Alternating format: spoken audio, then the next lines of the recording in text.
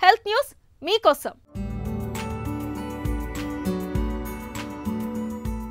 పెళ్ళై ఏళ్లు గడుస్తున్నా పిల్లలు పుట్టనప్పుడు ఆ దంపతులు మానసికంగా కుంగిపోతారు.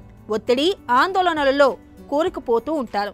దంపతుల్లో సంతానలేమి పెరిగిపోతున్న నేపథ్యంలో దీనిపై పరిశోధనలు కూడా ఎక్కువగానే జరుగుతున్నాయి. ఆహార, వ్యాయామాల వంటి మార్చుకోదగిన జీవనశైలి మార్పులపైన దృష్టి సారిస్తున్నారు.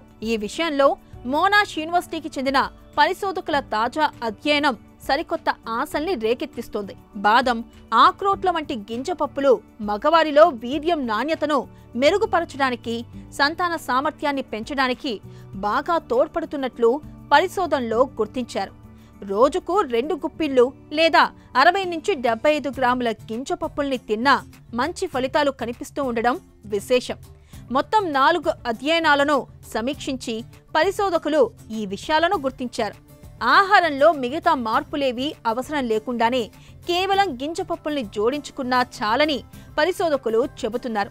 వీటిలోని ఒమేగా 3 రకానికి చెందిన పాలీ అన్సాచురేటెడ్ కొవ్వులు, పీచు పదార్థాలు, విటమిన్లు, ఖనిజాలు, వృక్ష రసాయనాలు మొదలైనవి పునరుత్పత్తి వ్యవస్థ ఆరోగ్యానికి దోహదం చేస్తున్నాయని శాస్త్రవేత్తలు వివరిస్తున్నారు.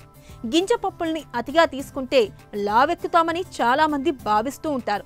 నిజానికి గింజ పప్పుల్ని తినని వారితో పోలిస్తే వీటిని తరచుగా తీసుకునేవారు శారీరకంగా సన్నగానే ఉంటున్నారని పరిశోధకులు చెబుతున్నారు.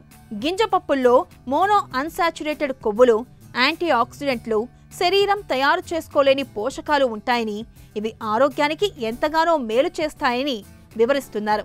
అయితే ఉప్పు, చక్కెర కలిపినవి కాకుండా పచ్చివి లేదా వేయించిన గింజ పప్పుల్ని తినడం మంచిదని పరిశోధకులు సూచిస్తున్నారు.